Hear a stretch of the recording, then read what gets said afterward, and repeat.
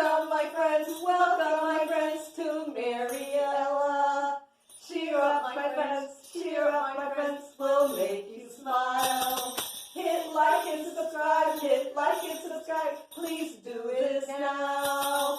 Let's have some fun, while we talk and share. Enjoy our show, we'll have a great time. Yay!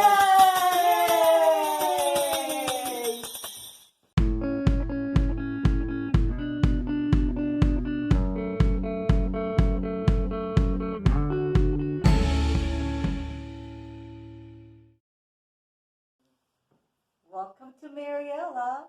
Welcome to our one chat. Yes, I am Mary, and this is my very good friend Ella. Hi. Welcome to the show. Today's show is on miracles. Ella, would you like to tell us the first story? Oh, yes. And you know what, Mary? Yes. My grandmother almost made it to 100. Wow. She died. Yeah. Oh, but she wasn't even sick or anything until the very end. But she was going to turn 100 in November, the end of November, but she ended up dying September 12th. Oh. Yeah.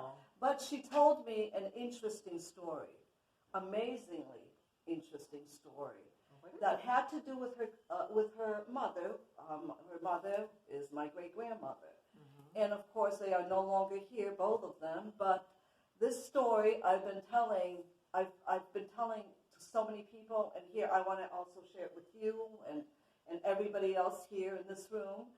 And so she told me, my grandmother, God bless her soul, my great-grandmother, God bless her soul, my grandmother was born in Hadley, and she ended up dying there, and she's buried at the Hadley Cemetery. But this is what she told me when she was younger. I remember I was probably 15, 16 years old, and she told me the story several times. Okay. But the first time that she told me about it was probably when I was a teenager. Okay. And so she said that one day, her brother and her mom were out in the field doing the burn. They conducting the prescribed burn, and let me tell you what it is. I wrote it down here. Yeah, what is that? They were farmers. Yeah. They were tobacco and asparagus farmers. Oh. And so my grandma, back then a lot of people were farmers. We're talking about probably, my grandma's been already gone for about 15 years or so. So we're talking about over 100 years ago. Wow. So, this took place in Hadley. So farmers, this is the burn. Farmers burn the fields. There is an incredible amount of planning that goes into conducting a prescribed burn, B-U-R-N. That's what the farmers do. Like all the terrific farmers know how to do that. Okay. It helps somehow with the ecosystem. So backfires are a way to prevent the unintentional spread of the fire beyond the land under a prescribed burn. And I wrote it down so I could tell you exactly how they do it. Okay. So this way they put out the flames, spreading to their house. If anything goes wrong, they have everything planned out what to do. Well, with this burn that they were doing, everything was going accordingly, as always. Don't tell me it got out of control. Oh yes, but they were experienced farmers. They've done it tens, maybe even 100 times. Well, maybe 100 not, but at least 20 maybe times, because every year, maybe even twice a year they do it. Yeah. They have the dried grass, the dried weeds, and then they conduct this burn. Yeah. So everything was going accordingly, and then my grandmother said, all of a sudden, the wind picked up. And the flames were shooting up, spreading so fast like a wildfire. And she said that everything was planned accordingly, but everything was going up in smoke. She said that my great-grandmother was looking, and she already knew that the house was going to get engulfed in flames. Oh, that's so scary. And they had a beautiful big house, I don't know who built it, but and so my grandmother didn't know what to do. My great-grandmother, of course. I never met my grandma. She died at 65, but I was probably not even born when she died. And she died in 1945, so that was way before. I was, 20 years before. Yeah, yeah. And so, so my great-grandmother, she didn't know what to do, so she lifted her arms up to the sky, and she cried out, Jesus, Mother Mary, and St. Joseph, help us, just like that. And my grandmother said, right there and then, she witnessed a miracle. She said all the flames everywhere instantly died down, just like that. And by the time her brother ran back and came with other men, the fire was gone. All the flames disappeared right away, just like that. My grandmother said that was a miracle. And I think that was the only miracle that my grandmother has ever witnessed. That is amazing. And she lived almost 100 years. So. Well, the miracle I'm going to talk about actually deals with one of my favorite movies, which is Breakthrough. And of course, that story was about a 15-year-old boy. He and his friend, they were playing, his friends, I should say, they were playing on the lake, and he fell through the water, and he was underneath the water for 15 minutes. And usually at that point, you figure the kid's dead, brain dead, or whatever.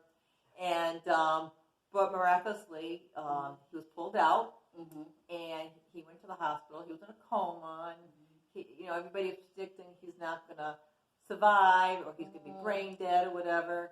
But all of a sudden, the mother finally surrendered herself to the Lord. And at that moment, he woke up from the coma.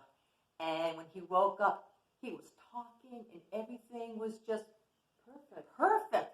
Wow. And to this day, like I said, talk about miracles, and God has a plan for everybody.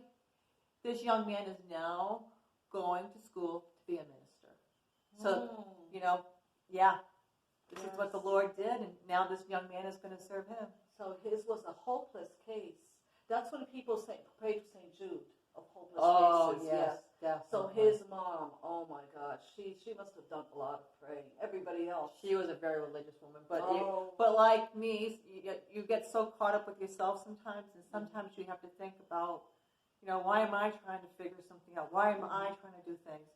And same thing with myself too. You have to just surrender and just let God just take over, because we're just humans. Oh yes. And like I said, it's divine intervention.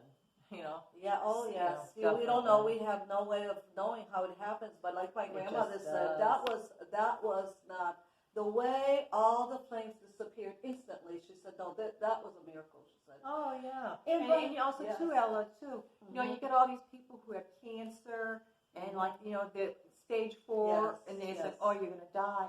And then sometimes they go for a scan, and all of a sudden the cancer's gone. Yes, and it just baffles the medical community. Of course it does. And it's because of divine intervention. Yes. So what's your next miracle? Well, right before I came over Mary's house, my friend Linda called me, about half an hour before we left. Yeah. And so I told her that I was going over Mary's house to do another taping. This time we were going to be talking about miracles. And so she told me of her miracle. What happened? Yes. She became divorced, and she had 3 children. 3 children. Oh, at that point, she had 2 children. She said because her girls were 8 and 12. Okay. So I wrote it down. Yeah, 8 and 12. So what happened? And so what happened was she was feeling fine. Everything was fine. And all of a sudden, she said she felt this intense pain, like stabbing pain. But it was so sharp, she said, that she sat down, and she said she sat down in the chair, and she was immobilized with pain. She said it felt as if somebody was stabbing her. That's how bad the pain was. And Mary, she said she couldn't even get to the phone. She said it was so bad, the pain, that she couldn't even lift her arm. And she was all by herself, and it was time to pick up her girls from school. Wow, and she couldn't even call the teacher. She was all by herself. She couldn't even call the teacher because she said, I couldn't even lift my arm. That's how bad it was. That's how bad the pain was. A very intense pain. So she sat down. She didn't know what to do. And she said she started praying to God. And she was saying to God, oh, please, let me just pick up my girls because I'm already running late. And they're still, they were already waiting with the teacher because she was the last one to get there. So she sat down there and she was just praying to God, and she said, if I must endure this pain, well, make sure I bring the girls, and then I can have it even worse, she said. She was pretty much pleading for help from God. And she said all of a sudden the pain was all gone, completely gone. So she got up and she said she didn't feel anything. She was back to normal, just like that. So she started walking, and she said it was about a mile to pick up the girls from school. And she said she started walking, but then she was running because she knew that she was really running late. So she was running for half a mile. At that point, she said half a mile. She started feeling a little bit of pain, but then she started walking, and she made it there. And when the teacher was still waiting with the little girls, 8 and 12, and she said that she was breathless when she got there, but the teacher offered to bring her home, and then she said that she felt good and everything was fine afterwards. Wow. Yeah, she was praying. Yeah, she said otherwise she couldn't even make it to the phone. She said I couldn't even lift up my arms. She said to even pick up the phone. Really and you scary. know how back then we had the walls, so we didn't have the cell phones. Yeah. We had the the telephones that were mounted on the wall. Yeah. So she couldn't even lift her arm. So she was stuck. She was immobilized with pain. She was stuck in the chair. That is so scary. And so she said that was miraculous recovery. There's just no way. She said it's as if somebody took a knife and sharp stabbing pains. It was awful. And when the teacher, I should mention it, when the teacher saw my friend Linda, she said she was as white as a ghost. Wow. But she made it. She brought the girls home, and then everything was fine. Wow. Yes. So there you go. That is something. Yes, that's definitely. another miracle. She says it's a miracle. And so there we go. But anyways, she's from Poland, and this miracle happened in Poland.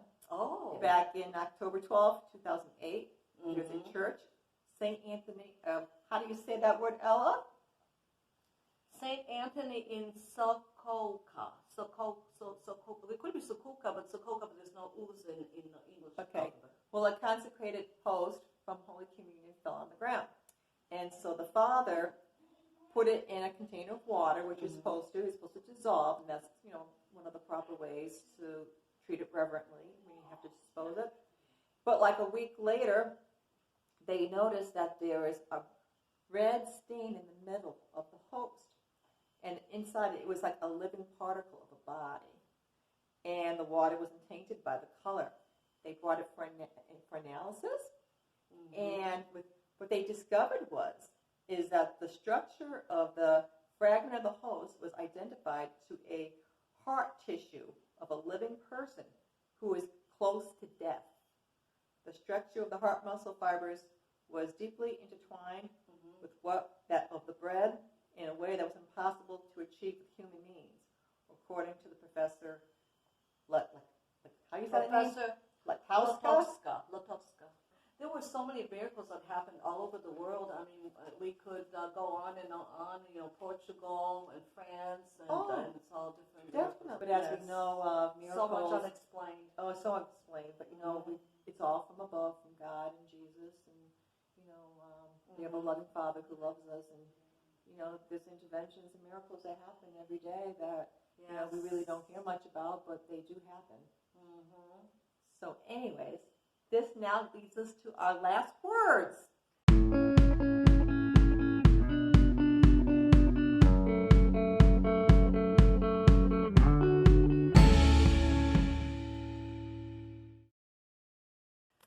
Oh, yes. Well, I have a little quote over here that I would like to read to everyone. And this has to, since we discussed miracles, this has to do with miracles. So here we go. It's by, the author is unknown. So here we go, in quotes. Life is a series of thousands of tiny little miracles. Notice them. Yes? That is true. That is true. Just what I just got done saying. We just don't know everything that happens, and they happen every day. They do. Definitely. Little tiny miracles, and then we have the big ones that we talked about. Definitely. So everybody, don't forget to hit like and subscribe, and hit that notification bell so you'll be notified of our next exciting video. Yes. And so please comment your opinion because it means a lot to us. So Yes. thank you, everyone, for watching. I hope you enjoyed listening to our miracle stories, stories that have to do with miracles. Yes, God bless you all. Yes. And we Well, love keep you. safe. Keep safe. Yes, take And care. see you next week. See you next week. That's all, folks.